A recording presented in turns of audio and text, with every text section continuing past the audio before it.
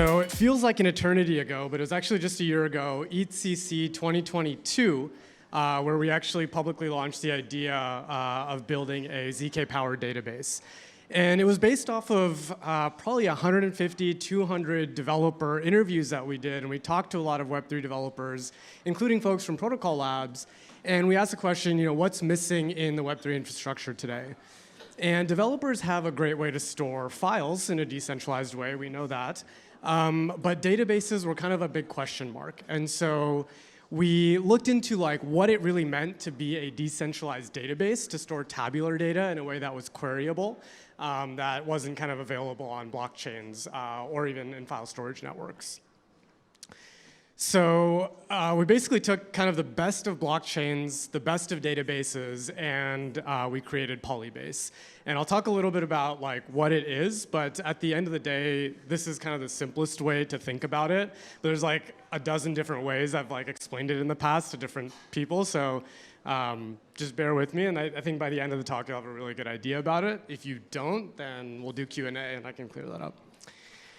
So what attributes actually make blockchains really interesting from a technology perspective? So cryptographic verifiability of data is pretty high up on the list when we ask developers. Unbreakable rules and smart contracts. It's a third-party neutral system, so kind of censorship resistance is part of that as well. Immutability of past state, of course, and permissionless access and use. And so we said, what if we took these attributes and we built them into existing databases themselves? One of the key innovations we had to do was split consensus from storage. And so consensus in Polybase only acts on hashes of data, which makes it much more scalable, for one. And also it has the ability to operate on private data, which makes it privacy preserving.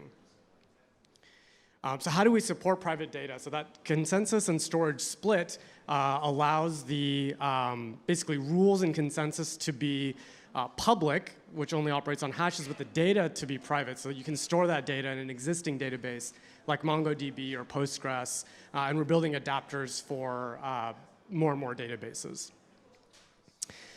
I know this is a little bit long. There should be a diagram, but I got lazy and I just typed it up. So how does Polybase actually work? When you want to update state in a database, in Polybase, you create your own state update on the client side. That state update is represented as a hash update, and then you also create a zero-knowledge proof of that state update, including things like permissions, functions, and things like that that have to validate your particular state update. Now, of course, ZK proofs are a little bit slow to generate on the client side. So we have a cloud-side generation service for this as well. Once kind of consumer hardware adopts ZK proofs better, from a client-side perspective, we'll be able to convert that over. And the consensus and validation of that state update, once it's sent out to the network, is done via the ZK proofs, which is, as many of you probably know, a quick and efficient operation versus the actual generation of the proof. And then when you want to read that data back out, it might be a different client or a different user, you can query that data from the original person that owns that data. So that could be an existing backend system. It could be another user, peer-to-peer. And you get that data, it could be private, and then you can actually validate that that data you received is correct by validating the proofs. That's kind of like a walkthrough of updating and retrieving data. So to accomplish this kind of system, to bring blockchain attributes to a database, the key innovation that we had to utilize was zero knowledge. And we ended up applying it in a couple different places for a couple different reasons. Of course, one that everyone knows is the privacy aspect, and I'll dig a little bit into that.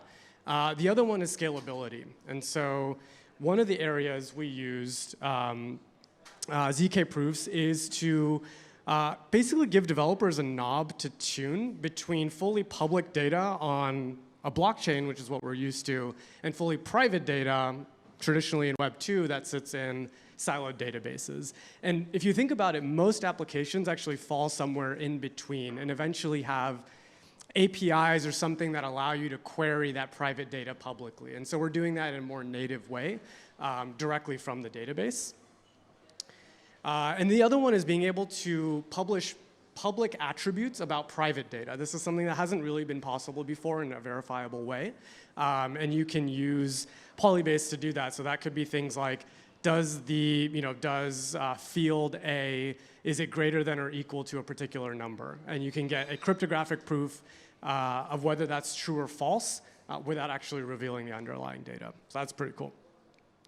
And then I talked about scalability. So DLT generally requires consensus among a large group of nodes for Byzantine fault tolerance and other reasons, which is one of the big reasons why blockchains aren't that scalable.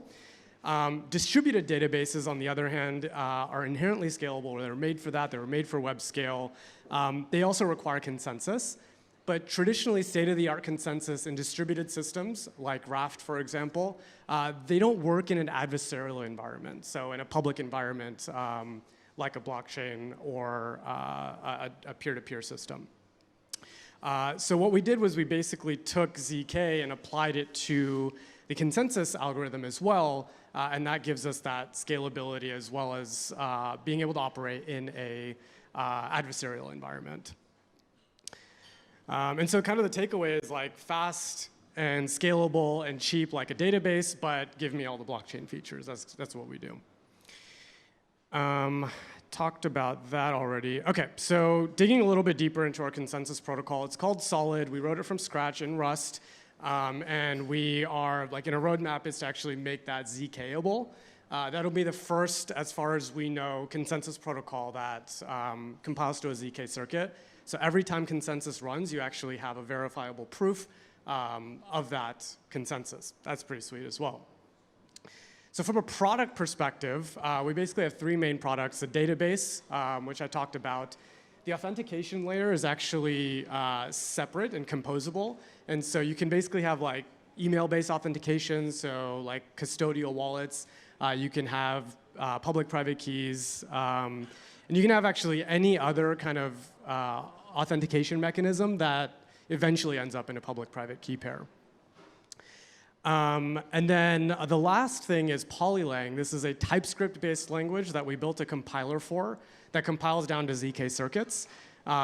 This will launch sometime next month with our server-side proof generation service, which will be basically, as far as we know it, the easiest way to access ZK technology. And then it's also bundled into the database, so it gives you a really kind of vertically integrated solution to access that.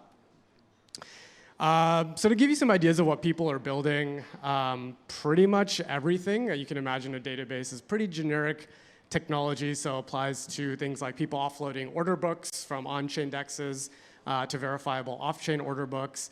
Web3 Social is a really great example. Can't really build that on-chain. NFT metadata, fiat off-ramp data, verifiable credentials, a big one. And kind of new use cases like stake and slash-based review systems to kind of combat like online review spam, things like that. This is just a very small subset of what people are building. And kind of the last thing I want to mention before I take questions is how we're working with Filecoin. So there's a team working in the Filecoin reputation space that's basically using Polybase to store reputation metadata. Obviously very valuable information, information that you want. If you ask most people, like store this on a blockchain, you get all the attributes of that. But the problem is it's really hard to update quickly and then query it. So Polybase was kind of like a perfect solution for that. Additionally, in the future, we might add those kind of privacy-preserving attributes as well, which is going to make it service providers be able to kind of keep their privacy, but also prove things about themselves publicly, like their different metrics and things like that. So yeah, I mean, I think like one thing, if there's one thing you take away, it's that like for your next project or the next thing you're building, ask yourself whether you really need a blockchain or do you want some of these attributes that you can kind of be built on top of a database.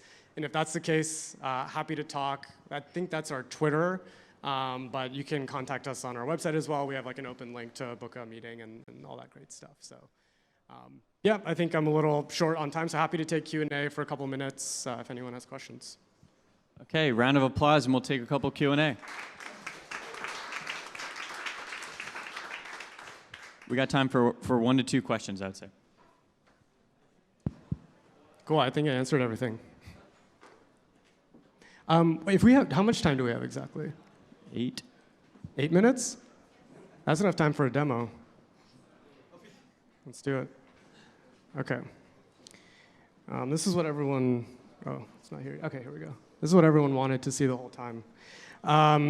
So this is the Polybase Explorer. A couple things I'll point out. This is the root hash, updates every second. We kind of have some information about the network itself, number of collections, nodes. But what I'm going to do is I'm going to show you guys what it means to create a collection in Polybase and kind of how you do that and what are the different mechanisms for that. So I'll go to the Polybase Studio. I'd already created one just to make sure everything was working, but I'll create another one. So this is very similar to Firebase. If you've used it, you kind of create an application. In that application, you have different collections, which are your tables. So I'll just put, won't type with one hand, so I'll just put test. Ooh. Okay, so the first thing that comes up is a default schema. If you've used GraphQL, it's kind of similar to that. In that schema, you can basically define your collections, and so it's kind of like class syntax in TypeScript. You define your collection, and then we have these, it's kind of small, we have these decorators. So here it says public. What that means is that all of the data in that collection will be publicly readable. If you remove it, then that data becomes private. So that's one way to do the permissioning. These are some of the attributes that you think about columns of a table. So name, age, things like that. Constructor function is called when new items get added to the database, and they have to be signed by the person adding those items. And then that signature is actually extracted, and you can store that and check against that. So you can basically say, only if you created this item do you get to edit it. So that's kind of where the property of self-sovereign data comes in. And then you have functions. So you can have kind of arbitrary functions. Here, you're updating the name of the function. You're checking whether the person that created that row is the same person trying to update the name.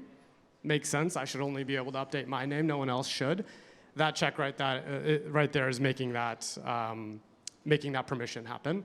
And then you update the name if that all checks out. So this is very, kind of a very basic schema. You can get very detailed in terms of the permissioning, the delegation of permissioning. You can do things like row-level token gating, so you can have an NFT, you can look at the owners of an NFT, and you can kind of make the permissions based on that. You can do time-based permissions, you can do multi-sig wallets, obviously. It's all just basically TypeScript. And then a really cool thing, like I mentioned earlier, is all of this compiles down to ZK, and then you get a proof every time that each of these functions is run. A lot more stuff in here. This is where records would show up if I had any records.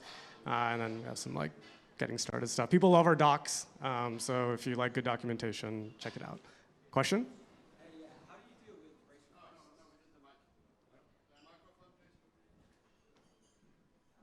You cannot speak without a microphone. Not allowed. How do you deal with race requests between two people trying to update the same record if it needs to be propagated around the block, the network of nodes maintaining the ledger? Yeah, so we explain that in much more detail than I'm going to right now in our white paper. At a high level, the sequencing happens at the protocol level. We use DRAND actually, so Filecoin or a PL kind of related project, to establish the ordering. So within a particular block, the order is actually random. Which is different from other sequencing and other blockchains. The reason we did that is because conflicts should be very rare, first of all. Second of all, when conflicts are rare in this kind of system, random ordering gives you better, different but better in many ways guarantees than kind of fee-based ordering or bribe-based ordering, because then you don't have any MEV related issues. So I hope that answers your question, but there's more depth to that for sure.